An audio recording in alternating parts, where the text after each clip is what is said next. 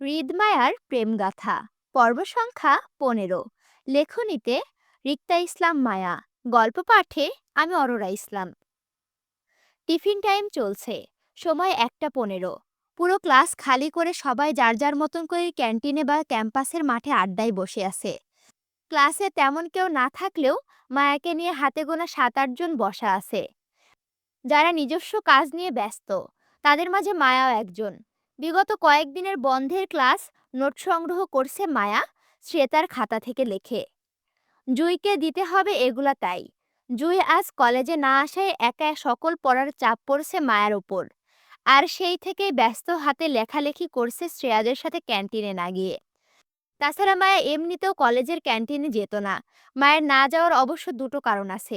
প্রথম কারণ ছিল মায়ের টিফিন বক্স রেখে দিয়েছে, এজন্য লেখার চাপ রেখে টিফিন করতে গেল না সে। শ্রেয়া নাদিয়া দুইজনই মায়াকে রিকোয়েস্ট করেছিল সঙ্গে যেতে, পরে না হয় ৩ জন একত্রে মায়াকে নোট করে দিবে, এমনটাও প্রমিস করেছিল দুইজন। কিন্তু তারপরও মায়া যায়নি লেখা ফেলে।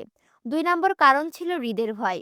মায়ের ধারণা, মায়া যদি ক্যান্টিনে যায় তাহলে নিশ্চয়ই হৃদ সকালের মতো করে ক্যান্টিনেও চলে আসবে মায়াকে হুমকি ধামকি দিতে।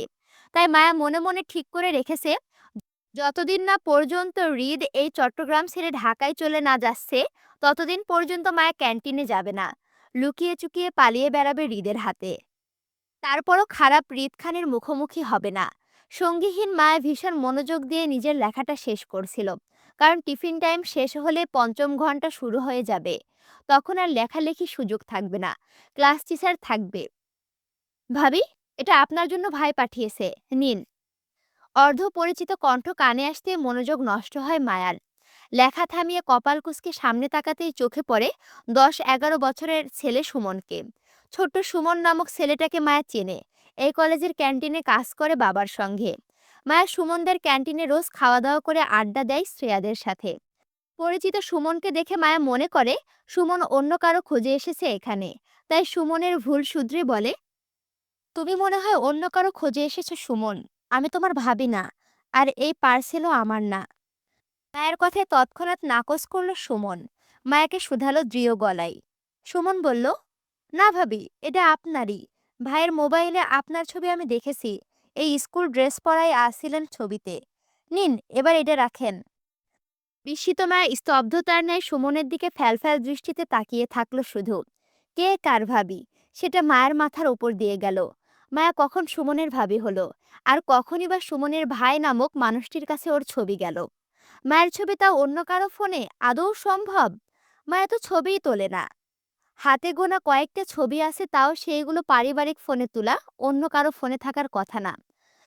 মায়ের পরিবার নিশ্চয়ই সুমনের ভাই নামক লোকটার কাছে মায়ের ছবি দিতে যাবে না। মায়া এখনো নিশ্চিত যে সুমন অন্য কারোর সাথে মায়াকে গুলিয়ে ফেলেছে। এজন্য মায়া মনে মনে সুমনের জন্য দুঃখ পেল। সহজ সরল ছেলেটা কত বোকা, আহারে, ঠিকঠাক ছবিটাও দেখতে পারেনি। এজন্য মায়াকে ছবির মেয়েটার সাথে গুলিয়ে এখন ভাবি ভাবছে। সুমন ছেলেটা আসলেই সহজ সরল।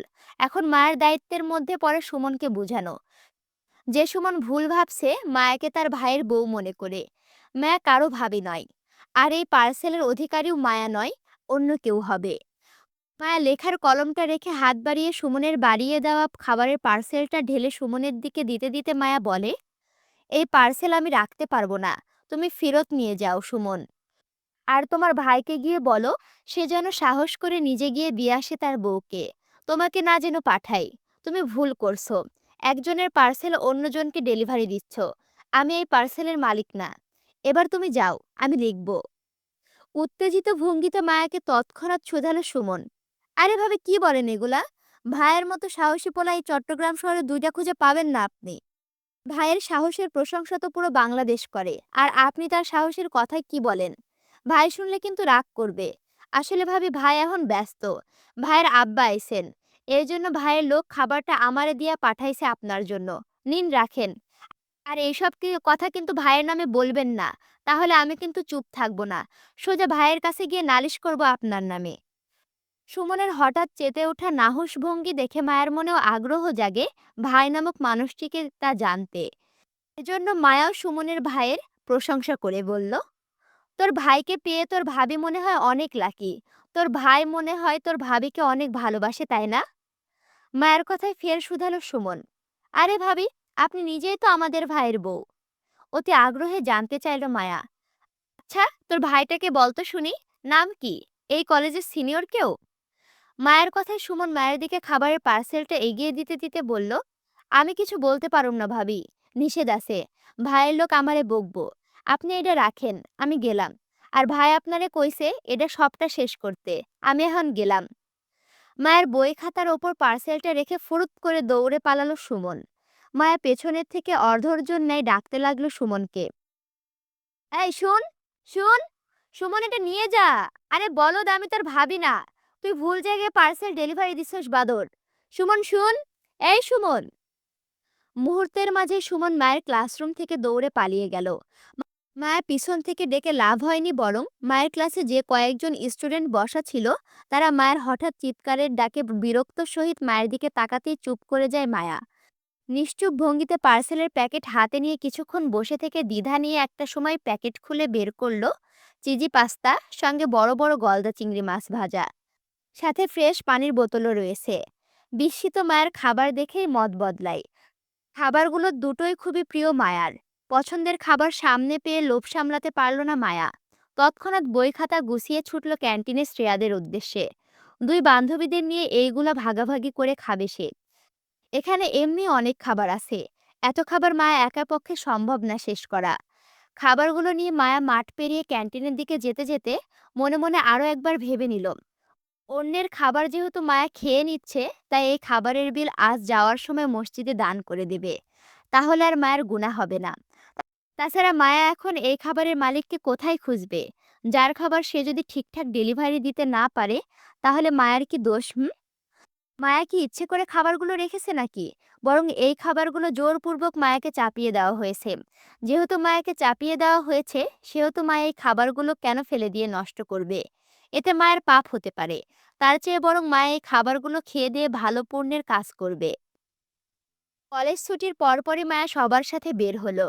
গেট পার হয়ে রাস্তায় আসতে আচানক দেখা হয়ে গেল রাকিবের সঙ্গে।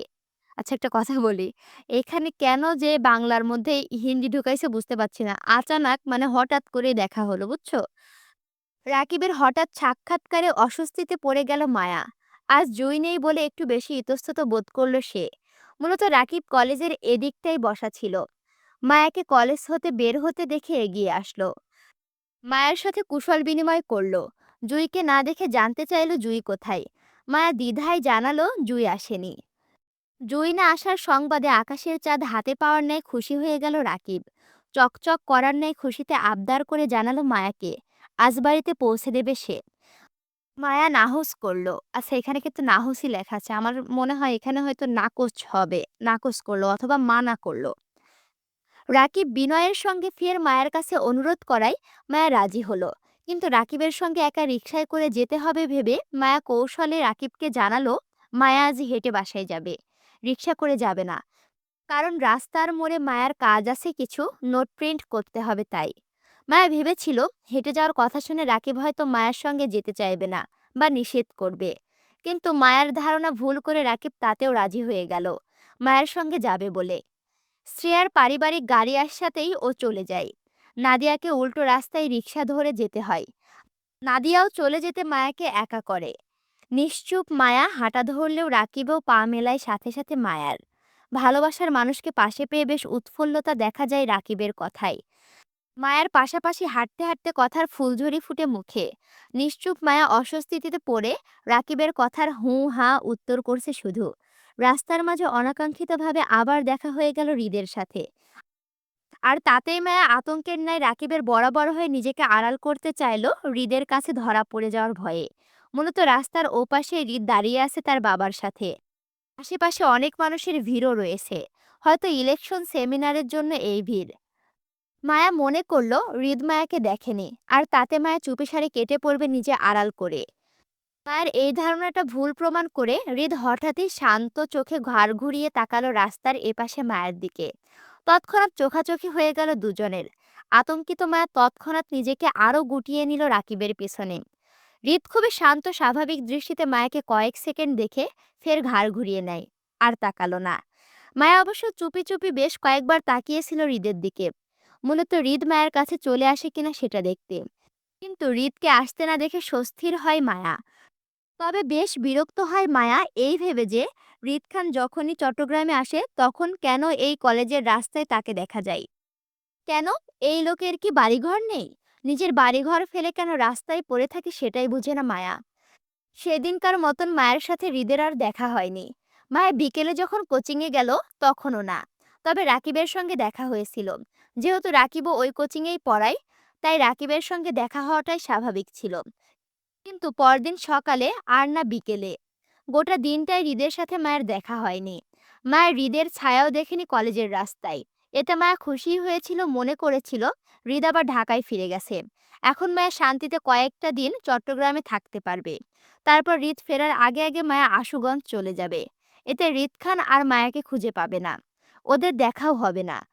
মায়া নিজের কল্পনা জল্পনায় বেশ খুশি হলো। কিন্তু মায়ের সকল খুশিতে পানি ঢেলে হৃদ হাজির হলো পরদিন সকালবেলা, যখন মায়া কলেজে যাচ্ছিল তখন। মায়া সবে একটা রিকশায় করে কলেজ যাচ্ছিল। জুই আজও কলেজে যায়নি শরীর অসুস্থ বলে।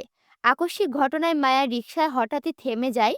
মায়া ঝুঁকে পড়তে নিলে রিকশার হুড চেপে নিজেকে বাঁচায় পড়ার থেকে। উত্তেজিত মায়া স্বাভাবিক হওয়ার আগেই কেউ একজন গাড়ি থেকে নেমে মায়ের হাত চেপে ধরল শক্ত করে।